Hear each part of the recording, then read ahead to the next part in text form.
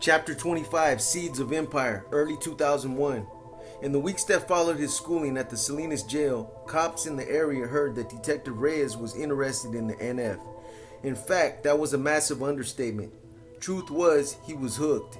He jumped to learn any tidbit about this gang, and investigators went out of their way to offer up any information and stories.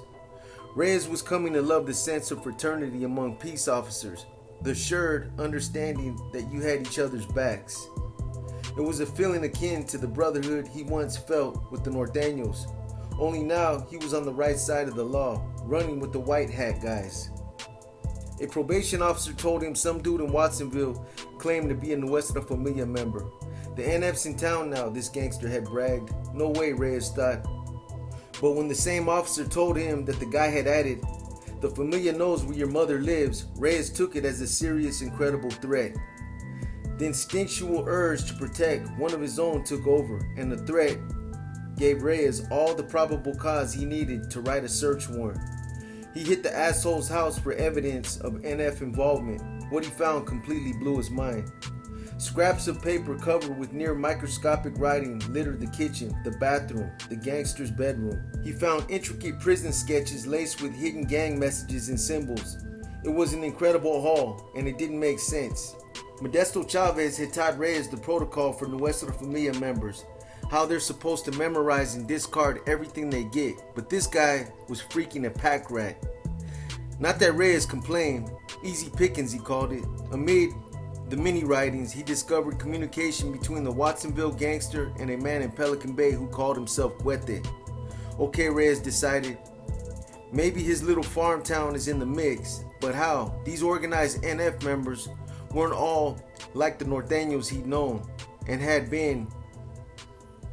Okay, Reyes decided, maybe his little farm town is in the mix, but how? These organized NF members weren't all like the Norteños he'd known and been as a teenager. The guys Tony grew up with were a surrogate family from the neighborhood, unschooled in any greater cause with no link to prison gangs. They may have been fierce and at times violent, but to him, they were simply the tough brothers he never had and always craved. As a kid, Tony was not tall or athletically gifted, so he couldn't hang with the jocks. He was likable enough when he laughed, which was often. His eyebrows shot up like they were dancing to the joke, which made him look cute to girls and approachable to everyone else. But when he was not smiling, the Roman emperor nose and assertive chin made him appear unyielding, and the force of his stare could make any enemy take a step back. When he doodled Norte and 14 in his school notebooks, he felt that he belonged to something important. His homeboys greeted each other with a handshake and a hug. Anytime a veterano paroled from prison, the Northerners personally welcomed him home. One day he was invited to an apartment complex down the street. A friend's older brother had come out after doing 10 years in the Pinta. The guy sat Tony and the other youngsters down, and while he barbecued, he educated them about prison life. He told them how their enemies from nearby towns who thought of themselves as Sureños were actually forced to become Norteños inside prison, and how they did become Norteños because, after all, they were from Northern California. Whether they liked it or not, the prison system classified them as Northern Hispanics because of their geography. You guys should not be fighting those guys, because you guys are all the same when you go in the prison walls. Because you guys are all the same when you go in the prison walls, the veterano said. He educated Tony on how they were supposed to get along, not to attract attention from law enforcement, to be polite around the cops. You know, you don't tell them anything, you don't snitch on each other, but you're respectful, he said. You always respect law enforcement. When Tony started high school, everyone knew the rites of passage meant the freshmen got dunked into garbage cans. But nobody touched Tony and his group. They were the young Norteños of their school, and even older kids would say, those guys are cholos, you don't mess with them. Once, this kid who hung out with the Southerners kept mad-dogging Tony at a party. Later, as he chatted with one of the older Norteño guys by the high school, Tony mentioned that he had gotten up. Later, as he chatted with one of the older Norteño guys by the high school, Tony mentioned that he'd gotten hit up. His homeboys took care of it fast. You don't touch that kid, they told the boy. He's one of ours. And at a quinceañera, a month later, the boy apologized. The power that came from being a part of this group was thrilling. Tony was never jumped in, but he hung out with the gang so much that they simply accepted him as one of their own. The Sureños continued to challenge the crew, and Tony was always down for the fight. At school, at the fairgrounds, and on the streets, there were fights. He considered himself an average fighter, nothing special, but you did what you had to do. The guys didn't carry guns and almost never used knives, but their fists were deadly weapons. When his homeboys faced off with rivals at the county fair, Tony threw punches with the rest until the beat-down Southerners were forced to leave. Sometimes it was the Northerners' turn to take a beating, but Tony bore the bruises with pride. He was a thug, a cholo. He wasn't into heavy crime, not robberies or burglaries or drug dealing. If one day he and his friends ended up in prison, and he was sure they would, it would be for fighting their enemies. On weekend nights, they cruised Salinas with the Semster crowd, or smoked weed in town and partied to the best music. Always as a hustler, Tony started a little business of selling homemade cassette tapes of the oldies he heard from LA. He did well, and he didn't need to rob or steal from anyone. At $10 a pop, it was enough pocket cash to keep him happy. One day, at a high school party, Capone pulled Tony aside. "You know, this lifestyle ain't for you," his older friend said. "You should try to become something better." Capone was emphatic. "This is not the road for you." Tony did not appear to comprehend, so Capone phrased it more bluntly. "You need to straighten up or I'll kick your ass," he said. It put the fear of God into Tony. All his friends were getting jumped into the gang, and he was one of the few who hadn't taken that final step. The advice, the threat, coming from a hardcore gangster like Capone didn't make a lot of sense, and it gnawed at Tony. He was always down for his homeboys, but he had to admit, he stood apart in certain ways.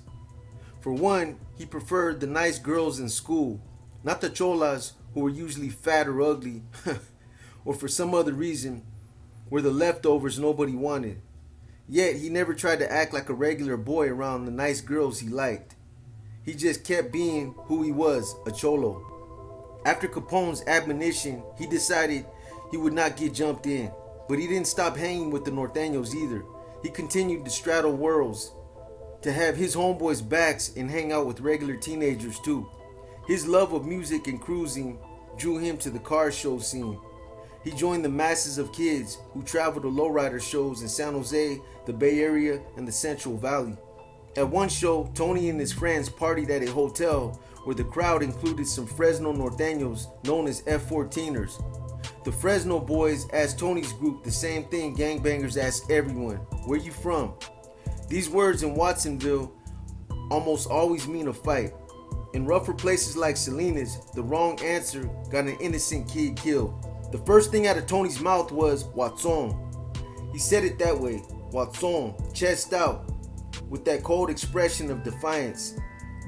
His town was no longer a place of family, friends, and memories. It had become turf he owned and defended. Some people in the room stared at him as if to say, "So?" The F-14ers understood his response, but he noticed all his buddies answering, "We're from Watsonville," like it was no big thing. He was the only one who taken the question as a challenge. His friends had outgrown the attitude, but he had not. For the first time since he'd been down with the gang, he felt like something was wrong with him. He was out of his fishbowl, and the things that mattered most to him didn't mean shit out here.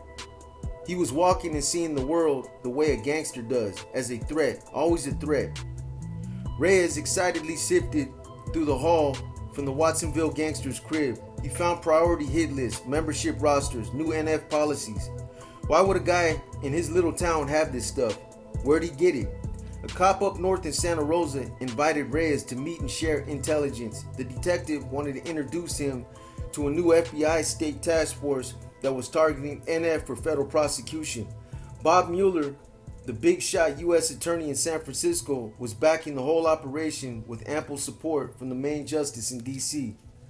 Reyes and his partner took copies of everything they found in the gangster's pad and drove north to the wine country.